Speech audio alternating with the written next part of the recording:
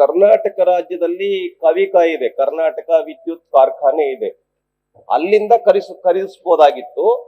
ಮಾನ್ಯ ಸಚಿವರು ಕೇರಳದ ಒಂದು ಸಂಸ್ಥೆಯಿಂದ, ಕೊಚ್ಚಿಯ ಒಂದು ಸಂಸ್ಥೆಯಿಂದ ನೀವು ಖರೀದಿ ಮಾಡಿದ್ದೀರಾ. ಓಕೆ, ಅಲ್ಲಿ ಸ್ವಲ್ಪ ರೇಟ್ ಕಡಿಮೆ ಇದೆ, ಕರ್ನಾಟಕ ರಾಜ್ಯದ ರೇಟ್ ಸ್ವಲ್ಪ ಜಾಸ್ತಿ ಇದೆ, ಅದಕ್ಕೆ ಖರೀದಿ ಮಾಡಿದೀನಿ ಅಂತ ತಾವು ಹೇಳ್ಬೋದು. ಈಗ ಕಂಪ್ಯಾರಿಟಿವ್ಲಿ ಈಗ ಉದಾಹರಣೆಗೆ ನೀವು ಟೆಂಡರ್ನು ಕೂಡ ಕರೆದಿಲ್ಲ, ಟೆಂಡರ್ ಕರೀದೇನೆ 4G ಎಕ್ಸಾಮ್ಷನ್ ಅನ್ನ ತೆಗೆದುಕೊಂಡ್ಬಿಟ್ಟು ಖರೀದಿ ಮಾಡಿದ್ದೀರಾ. ನೋಡಿ, FD ಪರ್ಮಿಷನ್ ಕೊಡದೇ ಇದ್ರೆ ನಾವು ಪರ್ಚೇಸ್ ಮಾಡುವಂಗಿಲ್ಲ.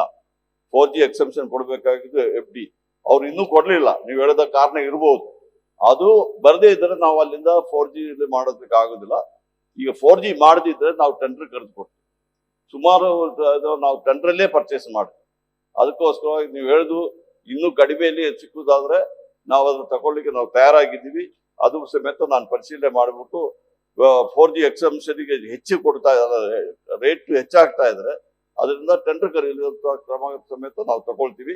ನೀವೀಗ ನೋಡಿದಂತಹ ವಿಡಿಯೋ ಮಾರ್ಚ್ 9ನೇ ತಾರೀಕು 2026 ಕರ್ನಾಟಕ ವಿಧಾನ ಪರಿಷತ್ ಅಧಿವೇಶನದಲ್ಲಿ ರವಿಕುಮಾರ್, MLC ರವಿಕುಮಾರ್ ಅವರು ನೇರವಾಗಿ ಇಂಧನ ಸಚಿವ KJ ಜಾರ್ಜ್ ಅವರಿಗೆ ಎತ್ತಿದಂತ ಪ್ರಶ್ನೆಗಳು.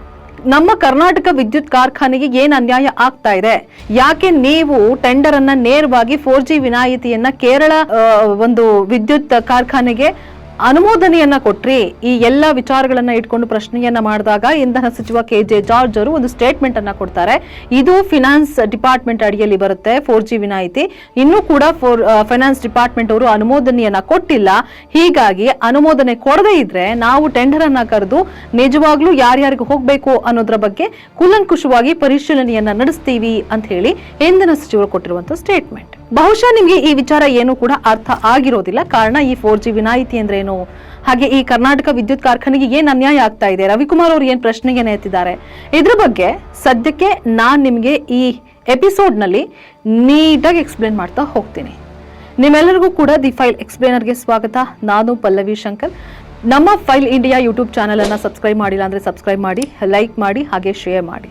ಈ ಕರ್ನಾಟಕ ವಿದ್ಯುತ್ ಕಾರ್ಖಾನೆ ನಮ್ಮ ರಾಜ್ಯ ಸರ್ಕಾರದ ಸ್ವಾಮ್ಯದಲ್ಲಿರುವಂಥದ್ದು ಎಲ್ಲರಿಗೂ ಕೂಡ ಗೊತ್ತಿದೆ. ಆದ್ರೆ ಕಾಂಗ್ರೆಸ್ ಸರ್ಕಾರ ಈ ಕರ್ನಾಟಕ ವಿದ್ಯುತ್ ಕಾರ್ಖಾನೆಯಿಂದ ಒಂದಷ್ಟು ಟ್ರಾನ್ಸ್ಫಾರ್ಮರ್ಸ್ ಗಳನ್ನ ಏನು ಕೆಲ ವಿದ್ಯುತ್ ಕಂಪನಿಗಳಿಗೆ ನೀಡಬೇಕಾಗಿತ್ತು ಅದನ್ನ ನೀಡೋದಕ್ಕೆ ಹಿಂದೇಟನ್ನ ಹಾಕ್ತಾ ಇದೆ.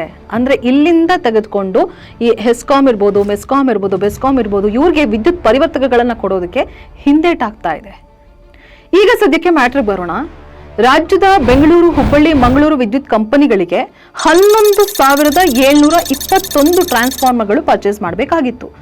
ಇದನ್ನ ಕರ್ನಾಟಕ ವಿದ್ಯುತ್ ಕಾರ್ಖಾನೆಗೆ ಕೊಡಬಹುದಾಗಿತ್ತು ಸರ್ಕಾರ. ಆದ್ರೆ ಈ ಟೆಂಡರ್ ಅನ್ನ ನೇರವಾಗಿ ಕೇರಳದ ವಿದ್ಯುತ್ ಕಾರ್ಖಾನೆಗೆ ಕೊಟ್ಟಿದೆ ಕಾಂಗ್ರೆಸ್ ಸರ್ಕಾರ. ಅಂದ್ರೆ 174 ಕೋಟಿ ರೂಪಾಯಿ ಆದಾಯ ನಮ್ಮ ಕರ್ನಾಟಕ ವಿದ್ಯುತ್ ಕಾರ್ಖಾನೆಗೆ ಬರಬೇಕಾದದನ್ನ ಸ್ವತಃ ಕಾಂಗ್ರೆಸ್ ಸರ್ಕಾರ ತಡೆದು ಕೇರಳ ವಿದ್ಯುತ್ ಕಾರ್ಖಾನೆಗೆ ಕೊಟ್ಟಿದೆ. ಇಲ್ಲಿ ಇನ್ನೊಂದು ಇಂಟ್ರೆಸ್ಟಿಂಗ್ ವಿಚಾರ ಹೇಳ್ತೀನಿ. ಮಾರ್ಚ್ 25, 2026 ಇಂಧನ ಇಲಾಖೆ ಕೇರಳ ವಿದ್ಯುತ್ ಕಂಪನಿಯಿಂದ ನಾವು ಕೆಲ ಪರಿವರ್ತಕಗಳನ್ನ ಪರ್ಚೇಸ್ ಮಾಡಬೇಕು, ಹೀಗಾಗಿ ನೀವು 4G ವಿನಾಯಿತಿ ಕೊಡಬೇಕು ಅಂತ ಫಿನಾನ್ಸ್ ಡಿಪಾರ್ಟ್ಮೆಂಟ್ಗೆ ಒಂದು ಲೆಟರ್ ಅನ್ನ ಪಾಸ್ ಮಾಡ್ತಾರೆ. ಇದನ್ನ ತೆಗೆದುಕೊಂಡಂತ ಆರ್ಥಿಕ ಇಲಾಖೆ ನೋಡಿ, ನಮ್ಮಲ್ಲೇ ಕರ್ನಾಟಕ ವಿದ್ಯುತ್ ಕಾರ್ಖಾನೆ ಇದೆ, ನೀವು ಹೇಗೆ ಕೇರಳಗೆ ಹೋಗಿ ಅಲ್ಲಿ ಪರಿವರ್ತಕಗಳನ್ನ ಪರ್ಚೇಸ್ ಮಾಡ್ತೀರಾ, ನೀವು ಸರಿಯಾದಂತ ಉತ್ತರವನ್ನ ಕೊಡಬೇಕು ಅಂತ ಹೇಳಿ ಒಂದು ಲೆಟರ್ ಅನ್ನ ಪಾಸ್ ಮಾಡ್ತಾರೆ. ಅಂದ್ರೆ 4G ವಿನಾಯಿತಿಯನ್ನ ಕೊಡೋದಕ್ಕೆ ನೀವು ಸಮಂಜಸ ಉತ್ತರವನ್ನ ಕೊಡಿ, ಯಾಕೆ ನಮ್ಮಲ್ಲಿ ಕೊಡಬಾರ್ದು ಅಂತ ಹೇಳಿ. ಇದರ ನಡುವೆನೆ ಈ ರೀತಿ 4G ವಿನಾಯಿತಿಯನ್ನ ಕೇರಳ ವಿದ್ಯುತ್ ಕಂಪನಿಗೆ ಇದೇ ಫಿನಾನ್ಸ್ ಡಿಪಾರ್ಟ್ಮೆಂಟ್ ಕೊಟ್ಟಿರೋದು, ಅಧಿಸೂಚನೆಯನ್ನ ಹೊರಡಿಸಿರೋದು ಸಾಕಷ್ಟು ಆಶ್ಚರ್ಯ ಮತ್ತು ಪ್ರಶ್ನೆಗಳನ್ನ ಹುಟ್ಟಾಕ್ತಾ ಇದೆ. ಈಗ ನಾನು ಹೇಳ್ದೆ ಯಾವ ರೀತಿಯಾಗಿ ಫಿನಾನ್ಸ್ ಡಿಪಾರ್ಟ್ಮೆಂಟ್ ಕೂಡ ತಪ್ಪು ಹೆಜ್ಜೆ ಇಡ್ತು ಅಂತ. ಮತ್ತೊಂದು ಗೊಂದಲವನ್ನ ಕ್ರಿಯೇಟ್ ಮಾಡ್ತು ಇಂಧನ ಇಲಾಖೆ. ಏನಂದ್ರೆ, ಈಗ ನಾನು ಹೇಳ್ದಂತೆ ಕೇರಳ ವಿದ್ಯುತ್ ಕಂಪನಿಯಿಂದ ನಮಗೆ ಪರಿವರ್ತಕಗಳನ್ನ ಪರ್ಚೇಸ್ ಮಾಡಬೇಕು, ಹೀಗಾಗಿ ನೀವು 4G ವಿನಾಯಿತಿ ಕೊಡಬೇಕು ಅಂತ ಹೇಳಿ ಒಂದು ಪ್ರಸ್ತಾವನೆಯನ್ನ ಫಿನಾನ್ಸ್ ಡಿಪಾರ್ಟ್ಮೆಂಟ್ ಮುಂದೆ ಇಡ್ತಾರೆ.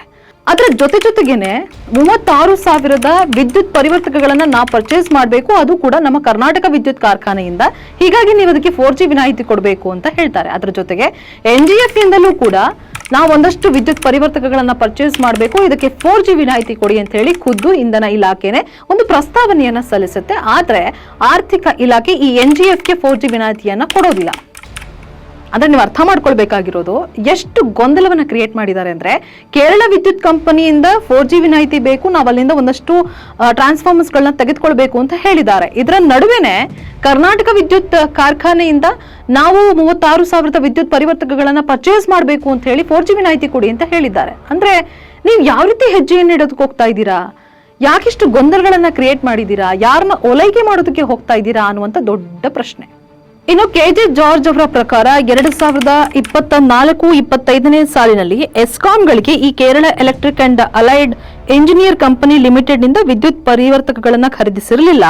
ಆದರೆ ಇದೇ 24-25ನೇ ಸಾಲಿನಲ್ಲಿ ಕವಿಕಾ ಅಂದ್ರೆ ಕರ್ನಾಟಕ ವಿದ್ಯುತ್ ಕಾರ್ಖಾನೆ ಅದರಿಂದ 141.52 ಕೋಟಿ ರೂಪಾಯಿ ವೆಚ್ಚದಲ್ಲಿ 9,535 ಸಂಖ್ಯೆಯ ಪರಿವರ್ತಕಗಳನ್ನ ಖರೀದಿಸಿದೆ ಅಂತ ಹೇಳಿದ್ರು. ಅದೇ ರೀತಿ ಟೆಂಡರ್ ಮೂಲಕ 2024-25ನೇ ಸಾಲಿನಲ್ಲಿ ಎಸ್ಕಾಂಗಳಿಗೆ 16,284 ಸಂಖ್ಯೆಯ ಪರಿವರ್ತಕಗಳನ್ನ 190.36 ಕೋಟಿ ರೂಪಾಯಿ ವೆಚ್ಚದಲ್ಲಿ ವಿದ್ಯುತ್ ಪರಿವರ್ತಕಗಳನ್ನ ಖರೀದಿಸಿತ್ತು.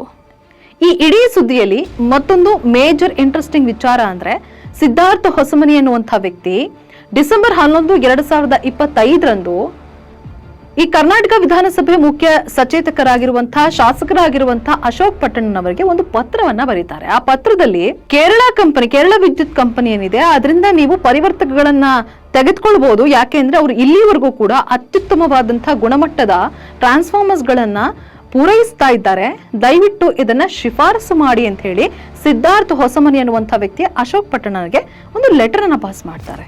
ಅದೇ ಲೆಟರ್ ನ ಇಟ್ಕೊಂಡು ಶಾಸಕ ಅಶೋಕ್ ಪಟ್ಟಣ್ಣನವರು ಸರ್ಕಾರದ ಮುಖ್ಯ ಕಾರ್ಯದರ್ಶಿ ಶಾಲಿನಿ ರಜನೀಶ್ ಅವರಿಗೆ ಸೇಮ್ ಸಿದ್ಧಾರ್ಥ ಹೊಸಮನಿ ಏನ್ ಲೆಟರ್ ಅನ್ನ ಕಳಿಸಿದ್ರು ಅದೇ ಲೆಟರ್ ಅನ್ನ ಯಥಾವತ್ತಾಗಿ ಕಾಪಿ ಪೇಸ್ಟ್ ಅನ್ನ ಮಾಡಿ ಸರ್ಕಾರದ ಮುಖ್ಯ ಕಾರ್ಯದರ್ಶಿಗೆ ಪಾಸ್ ಮಾಡ್ತಾರೆ. ಈ ಸಿದ್ಧಾರ್ಥ ಹೊಸಮನಿ ಯಾರು ಅಲ್ಲೆಲ್ಲೂ ಕೂಡ ಉಲ್ಲೇಖ ಆಗಿಲ್ಲ.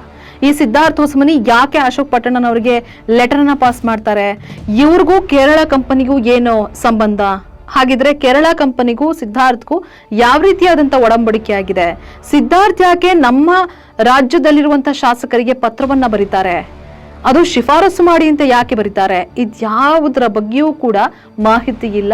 ಇಲ್ಲೇ ಅತಿ ಹೆಚ್ಚು ಗೊಂದಲ ಕ್ರಿಯೇಟ್ ಆಗೋದು, ಪ್ರಶ್ನೆಗಳು ಉದ್ಭವ ಆಗ್ತಾ ಹೋಗೋದು. ಇನ್ನ ಈ ಸಿದ್ಧಾರ್ಥ ಹೊಸಮನಿ ಏನ್ ಬರ್ದಿದ್ರು ಅದನ್ನ ಯಥಾವತ್ತಾಗಿ ಕಾಪಿ ಪೇಸ್ಟ್ ಮಾಡಿದಂತ ಅಶೋಕ್ ಪಟ್ಟಣ ಅವರ ಲೆಟರ್ ಅಲ್ಲಿ ಏನಿದೆ ಅನ್ನೋದನ್ನ ನಾನ್ ನಿಮ್ಗೆ ಡಿಸ್ಪ್ಲೇ ಮಾಡ್ತೀನಿ, ಓದ್ತೀನಿ, ಕೇಳಿಸ್ಕೊಳ್ಳಿ.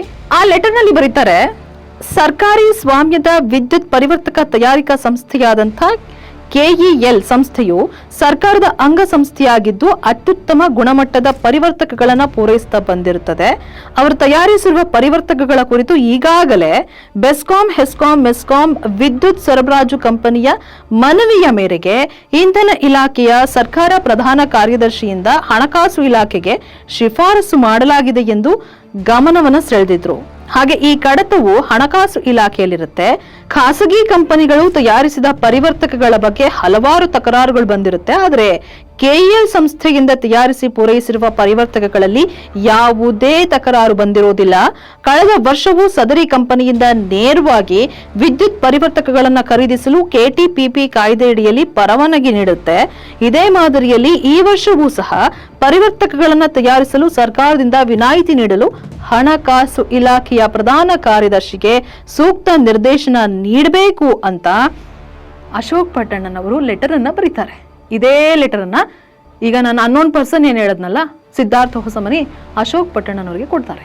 ಹಾಗಿದ್ಮೇಲೆ ಇಲ್ಲಿ ಯಾರು ಬರ್ತಾ ಇದ್ದಾರೆ, ಕೇರಳ ಕಂಪನಿಗೆ ಇನ್ಫ್ಲೂಯೆನ್ಸ್ ಮಾಡೋದಕ್ಕೆ ಈ ವ್ಯಕ್ತಿ ಯಾರು, ಯಾವುದ್ರ ಬಗ್ಗೆಯೂ ಕೂಡ ಪ್ರಶ್ನೆ ಇಲ್ಲ. ಅದನ್ನ ಎತ್ತೋದಕ್ಕೆ ಯಾರು ಕೂಡ ಮುಂದಾಗಿಲ್ಲ. ಇನ್ನು ಮತ್ತೊಂದು ಇಂಟ್ರೆಸ್ಟಿಂಗ್ ವಿಚಾರ ಹೇಳ್ತೀನಿ. ಬಿಜೆಪಿ ಸರ್ಕಾರ ಇದ್ದಂತ ಟೈಮ್ನಲ್ಲಿ ನಮ್ಮ ಕರ್ನಾಟಕ ವಿದ್ಯುತ್ ಕಾರ್ಖಾನೆಯಿಂದ ಟ್ರಾನ್ಸ್ಫಾರ್ಮರ್ಗಳನ್ನ ಪರ್ಚೇಸ್ ಮಾಡುವಾಗ 4G ವಿನಾಯಿತಿಯನ್ನ ಕೊಡ್ತಾ ಇದ್ರು. ಆದ್ರೆ ಈಗಿನ ಕಾಂಗ್ರೆಸ್ ಸರ್ಕಾರ ಪ್ರತಿ ವರ್ಷನೂ ಕೂಡ ಕೇರಳದ ವಿದ್ಯುತ್ ಕಂಪನಿಗೆ ಈ 4G ವಿನಾಯಿತಿಯನ್ನ ಕೊಡ್ತಾ ಇದೆ. ಹಾಗಿದ್ರೆ ನೀವು ಯಾರನ್ನ ಓಲೈಕೆ ಮಾಡೋದಕ್ಕೆ ಹೋಗ್ತಾ ಇದ್ದೀರಾ? ನಮ್ಮಲ್ಲೇ ಕರ್ನಾಟಕ ವಿದ್ಯುತ್ ಕಾರ್ಖಾನೆ ಇದೆ, ನಮಗೆ ಆ ಶಕ್ತಿ ಇದೆ ಟ್ರಾನ್ಸ್ಫಾರ್ಮರ್ಸ್ ಗಳನ್ನ ಪೂರೈಕೆ ಮಾಡೋದಕ್ಕೆ. ಆದ್ರೂ ಕೂಡ ನೀವು ಪ್ರತಿ ವರ್ಷ ಕೇರಳಕ್ಕೆ ಹೋಗ್ತೀರಾ ಅಂತಂದ್ರೆ ಹೈಕಮಾಂಡ್ಗೆ ಏನಾದ್ರೂ ನೀವು ಹತ್ರ ಆಗ್ಬೇಕು, ಗುರುತಿಸ್ಕೋಬೇಕು, ಓಲೈಕೆ ಮಾಡಬೇಕು ಅಂತ ಏನಾದ್ರೂ ಹೋಗ್ತಾ ಇದ್ದಾರಾ ಕೆಜೆ ಜಾರ್ಜ್ ಅವರು? ಗೊತ್ತಿಲ್ಲ. ಇನ್ನ ಯಾವ ಯಾವ ವರ್ಷದಲ್ಲಿ ಈ ಕೇರಳ ಕಂಪನಿಗೆ 4G ವಿನಾಯಿತಿಯನ್ನ ನೀಡ್ತು ಅನ್ನೋದ್ರ ಬಗ್ಗೆ ನಾನ್ ನಿಮ್ಗೆ ಕೆಲವೊಂದು ಅಂಕಿಅಂಶಗಳನ್ನ ಕೊಡ್ತಾ ಹೋಗ್ತೀನಿ ಅಥವಾ ವರ್ಷಗಳನ್ನ ಹೇಳ್ತಾ ಹೋಗ್ತೀನಿ. 2019-20 ಸಾಲಿನಲ್ಲಿ ಅಗತ್ಯವಿದ್ದಂತ ವಿವಿಧ ಸಾಮರ್ಥ್ಯದ ವಿದ್ಯುತ್ ವಿತರಣಾ ಪರಿವರ್ತಕಗಳನ್ನ 78.45 ಕೋಟಿ ರೂಪಾಯಿ ವೆಚ್ಚದಲ್ಲಿ ಈ ಕೇರಳ ಕಂಪನಿಯಿಂದ ನೇರವಾಗಿ ಖರೀದಿಸೋದಕ್ಕೆ 2019 ಮೇ 13ರಲ್ಲಿ 4G ವಿನಾಯಿತಿಯನ್ನ ನೀಡಿದ್ರಂತೆ. 2023-24 ಸಾಲಿಗೆ 4500 ಪರಿವರ್ತಕಗಳನ್ನ 69.76 ಕೋಟಿ ರೂಪಾಯಿ ವೆಚ್ಚದಲ್ಲಿ ಕೇರಳ ಎಲೆಕ್ಟ್ರಿಕ್ ಅಂದ್ರೆ ಈ KEL ಏನಿದೆ ಅದಕ್ಕೆ ಖರೀದಿಸೋದಕ್ಕೆ 2024 ಮಾರ್ಚ್ 16ರಂದು 4G ವಿನಾಯಿತಿಯನ್ನ ನೀಡಿತು. ಇನ್ನ ಗುಲ್ಬರ್ಗಾದ ವಿದ್ಯುತ್ ಸರಬರಾಜು ಕಂಪನಿ ವ್ಯಾಪ್ತಿಯಲ್ಲಿ 2025-26 ಸಾಲಿನಲ್ಲಿ 2000 ವಿದ್ಯುತ್ ಪರಿವರ್ತಕಗಳನ್ನ 32.16 ಕೋಟಿ ರೂಪಾಯಿ ವೆಚ್ಚದಲ್ಲಿ ಈ KLE ಕಂಪನಿಯಿಂದ ನೇರವಾಗಿ ಖರೀದಿಸೋದಕ್ಕೆ 2025 ಸೆಪ್ಟೆಂಬರ್ 2ರಂದು 4G ವಿನಾಯಿತಿಯನ್ನ ನೀಡಿತ್ತು. ಇನ್ನು 2019-25 ಸೆಪ್ಟೆಂಬರ್ ವರೆಗೆ ಒಟ್ಟಾರೆ 180.37 ಕೋಟಿ ವೆಚ್ಚದಲ್ಲಿ 6500ಕ್ಕೂ ಹೆಚ್ಚು ಪರಿವರ್ತಕಗಳನ್ನ ಕೇರಳ ಎಲೆಕ್ಟ್ರಿಕ್ ಅಲೈಟೆಡ್ ಇಂಜಿನಿಯರ್ ಕಂಪನಿಯಿಂದಲೇ KEL ಕಂಪನಿಯಿಂದಲೇ ನೇರವಾಗಿ ಖರೀದಿಸಿದೆ. ಆರ್ಥಿಕ ಇಲಾಖೆಯು 2025-26 ಸಾಲಿನಲ್ಲಿ 174 ಕೋಟಿ ರೂಪಾಯಿ ಮೊತ್ತದ Kerala electric and allied engineering ಕಂಪನಿಯಿಂದಲೇ ವಿದ್ಯುತ್ ಪರಿವರ್ತಕಗಳನ್ನ ಖರೀದಿಸೋದಕ್ಕೆ ಈ 4G ವಿನಾಯಿತಿಯನ್ನ ನೀಡಿದೆ. ಇಲ್ಲಿ ಇನ್ನೊಂದು ಇಂಟ್ರೆಸ್ಟಿಂಗ್ ವಿಚಾರ ಅಂದ್ರೆ ಈ ಹಿಂದಿನ 3 ವರ್ಷದಲ್ಲಿ ಇದೇ ಫೈನಾನ್ಸ್ ಡಿಪಾರ್ಟ್ಮೆಂಟ್ ಕೇರಳ ವಿದ್ಯುತ್ ಕಂಪನಿಗೆ 4G ವಿನಾಯಿತಿಯನ್ನ ನೀಡಿತ್ತು. ನಾನು ಆಲ್ರೆಡಿ ಆಗ ಹೇಳಿದೆ, ಯಾಕೆ ನೀವು ನಮ್ಮ ಕರ್ನಾಟಕ ವಿದ್ಯುತ್ ಕಾರ್ಖಾನೆ ಇರುವಾಗ ಕೇರಳ ಕೊಡ್ತೀರಾ, ಅದ್ರ ಬಗ್ಗೆ ಸಮಂಜಸ ಉತ್ತರ ಕೊಡಿ ಅಂತ ಹೇಳಿ ಇದೇ ಫೈನಾನ್ಸ್ ಡಿಪಾರ್ಟ್ಮೆಂಟ್ ತಕರಾರನ್ನ ಎತ್ತಿತ್ತು. ಹಾಗಿದ್ರೆ ನಿಮ್ಮ ಡ್ಯುಯಲ್ ಫೇಸ್ ಏನಕ್ಕೆ ಅನ್ನೋದ್ರ ಬಗ್ಗೆಯೂ ಕೂಡ ನಾವು ಪ್ರಶ್ನೆಯನ್ನ ಎತ್ತಬೇಕಾಗುತ್ತೆ. ನಮ್ಮ ಕರ್ನಾಟಕದಲ್ಲಿ ಕರ್ನಾಟಕ ವಿದ್ಯುತ್ ಕಾರ್ಖಾನೆ ಏನಿದೆ ಅಲ್ಲಿ ಅಗತ್ಯಕ್ಕೆ ಸಿಗುವಂತ ಈ ಪರಿವರ್ತಕಗಳು ವಿದ್ಯುತ್ ಕಂಪನಿಗಳಿಗೆ ಏನ್ ಪರಿವರ್ತಕಗಳನ್ನ ಕೊಡಬೇಕು ಅದೆಲ್ಲವನ್ನ ಪೂರೈಸುವಂತ ಶಕ್ತಿ ಇರುವಾಗ ನೀವು ಏಕಾಏಕಿ ಕೇರಳಕ್ಕೆ ಹೋಗ್ತೀರಾ, ಅಲ್ಲಿ ಕಂಪನಿಗಳಿಗೆ ಕೊಡ್ತೀರಾ, 4G ವಿನಾಯಿತಿ ಕೊಡ್ತೀರಾ, ಯಾವುದೇ ಟೆಂಡರ್ ಅನ್ನ ಕರೆಯೋದಿಲ್ಲ, 4G ವಿನಾಯಿತಿಯಡಿ ನೇರವಾಗಿ ಆ ಕಂಪನಿಗೆ ಈ ಟೆಂಡರ್ ಅನ್ನ ಕೊಟ್ಬಿಡ್ತೀರಾ ಅಂತಂದ್ರೆ ಈ ಫೈನಾನ್ಸ್ ಡಿಪಾರ್ಟ್ಮೆಂಟ್ ಕೂಡ ಒಂದ್ ರೀತಿ ಡ್ಯುಯಲ್ ಫೇಸ್ ಅನ್ನ ಮಾಡುತ್ತೆ. ಒಂದ್ ಕಡೆ ಕೊಡಲ್ಲ ಅಂತ ಹೇಳುತ್ತೆ, ನೀವು ಸಮಂಜಸ ಉತ್ತರ ಕೊಡಿ ಅಂತ ಹೇಳುತ್ತೆ, ಮತ್ತೆ ಏಕಾಏಕಿ ಅದಕ್ಕೆ 4G ವಿನಾಯಿತಿಯನ್ನ ಕೊಟ್ಬಿಡುತ್ತೆ ಅಂತಂದ್ರೆ ಫೈನಾನ್ಸ್ ಡಿಪಾರ್ಟ್ಮೆಂಟ್ ಮೇಲೂ ಕೂಡ ಇವರು ಒತ್ತಡವನ್ನ ಹಾಕಿರ್ಬೇಕಾಗುತ್ತೆ. ಹಾಗಾಗಿ ಫೈನಾನ್ಸ್ ಡಿಪಾರ್ಟ್ಮೆಂಟ್ ಈ ರೀತಿಯಾಗಿ 4G ವಿನಾಯಿತಿಯನ್ನ ಕೊಟ್ಟಿದೆ ಅಂತ ಹೇಳಿ ಕೆಲವೊಂದು ಗೊಂದಲಗಳಲ್ಲಿ ಕ್ರಿಯೇಟ್ ಆಗ್ತಾ ಹೋಗುತ್ತೆ.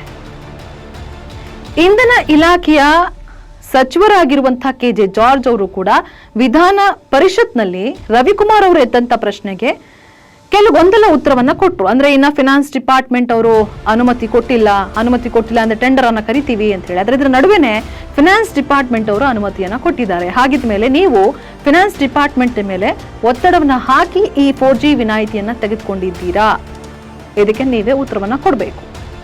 ನಮ್ಮ ಈ ಪತ್ರಿಕೋದ್ಯೋಗ ಸಮಾಜಕ್ಕೆ ಒಳಿತಾಗಿದೆ ಅಂತ ಭಾವಿಸಿದಲ್ಲಿ ಒಂದು ಸಣ್ಣ ದೇಣಿಗೆ ಮೂಲಕ ನಮ್ಮ ಬೆನ್ನನ್ನ ತಡ್ತೀರಾ ಅಂತ ಭಾವಿಸಿದ್ದೇನೆ. ಡಿಸ್ಕ್ರಿಪ್ಷನ್ ಕೊನೆಯಲ್ಲಿ ಒಂದು QR ಕೋಡ್ ಅನ್ನ ಡಿಸ್ಪ್ಲೇ ಮಾಡಿದೀವಿ, ಅದನ್ನ ಸ್ಕ್ಯಾನ್ ಮಾಡುವ ಮೂಲಕ ನೀವು ನಮಗೆ ದೇಣಿಗೆಯನ್ನು ಅರ್ಪಿಸಬಹುದು. ನಮಸ್ಕಾರ.